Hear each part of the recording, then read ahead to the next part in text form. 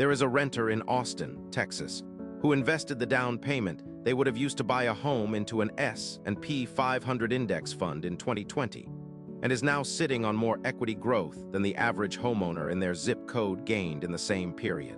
That renter did not get lucky. They simply ran the numbers that most people never bother to run, because the script they were handed since childhood says rent money is money thrown away, and buying is always the responsible move. That script is not just oversimplified. In a growing number of American cities, in a growing number of economic conditions, it is financially destructive.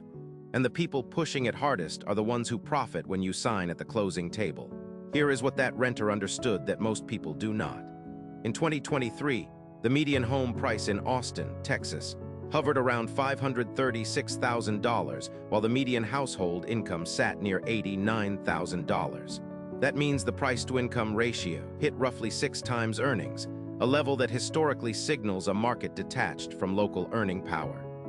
Meanwhile, the average rent for a 2-bedroom apartment in Austin was about $1,700 a month, which is roughly 23% of that median income. The gap between renting and buying in that city was not a small gap. It was a canyon. And across the country, from Phoenix to Boise to Tampa, the same canyon was opening. Home prices surged 40% between 2020 and 2023, while wages grew maybe 12% in the same stretch. The people who bought at the peak in those markets are now watching their home values slide while their adjustable rate mortgages reset higher. The people who kept renting and invested the difference watched their portfolios recover from the same dip. This is not a fringe scenario. It is happening right now to millions of people who did what they were told was the smart thing. Let us break down why the renting is throwing money away narrative persists and why it is so often wrong. The argument for buying rests on one core assumption, that home prices always go up. That assumption was reinforced by 2 decades of data, from roughly 2000 to 2022, when the Case-Shiller National Home Price Index rose almost without interruption. But that period was historically unusual.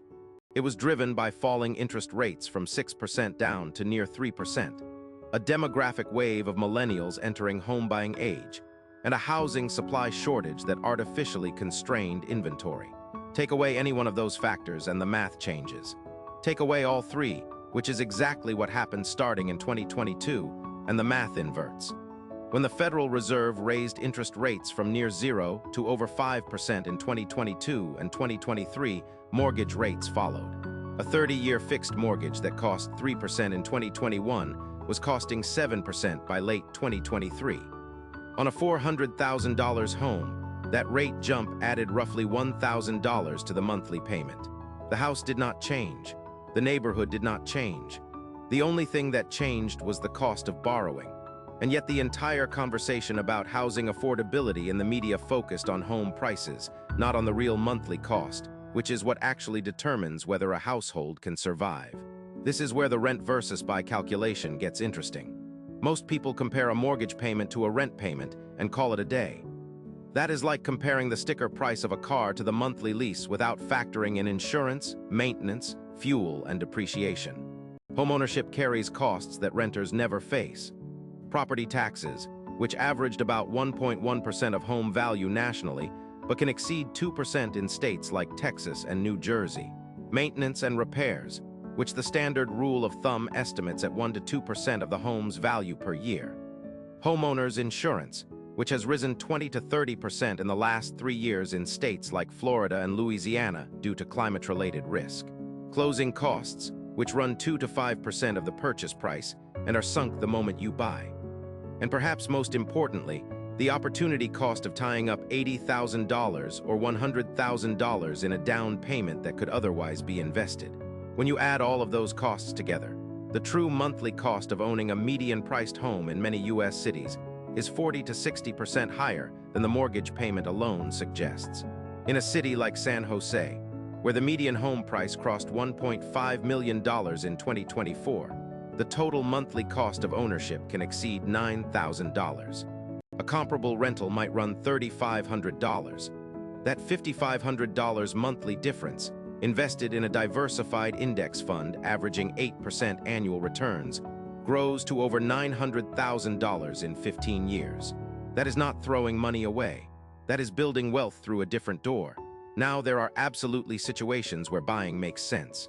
If you plan to stay in one location for 10 or more years, if you are in a market where prices are reasonable relative to local incomes, if you have a stable income and an emergency fund that can cover 6 months of expenses, and if you are buying at a price where the total monthly cost is close to or below comparable rent, then homeownership can be a powerful wealth-building tool. The forced savings of a mortgage payment, where a portion goes to principal, is real. The tax benefits, though often overstated after the 2017 tax law raised the standard deduction, are real. And the psychological benefit of stability and control over your living space is real and valid. But those conditions are not the norm in much of the country right now. In cities like Miami, where the price-to-income ratio has hit 8.5, in Nashville at 6.8, in Seattle at 7.2, the math simply does not work for most buyers at current prices and current rates. And the people who bought in those markets in 2021 and 2022 at 3% rates are now trapped. They cannot sell without taking a loss because prices have softened. They cannot refinance because rates are higher. They are paying more per month than their rent would cost, with none of the flexibility that renting provides. The cultural pressure to buy is enormous.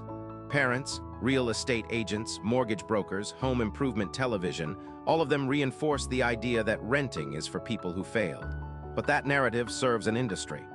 The real estate sector in the United States generates roughly 15 to 18% of GDP when you include construction, mortgage lending, insurance, and brokerage. That industry has every incentive to keep the message simple. Buy, buy, buy. The more complicated truth that renting and investing the difference can outperform homeownership in many markets over many time horizons does not sell houses. The smartest financial decision you can make is not the one that feels responsible. It is the one that survives the math. Run the numbers for your specific city, your specific income, your specific timeline. Do not let a cultural script make a decision that a spreadsheet would reject. Because the real mistake is not renting. The real mistake is buying a house you cannot truly afford in a market that does not support the price, simply because someone told you that is what adults do.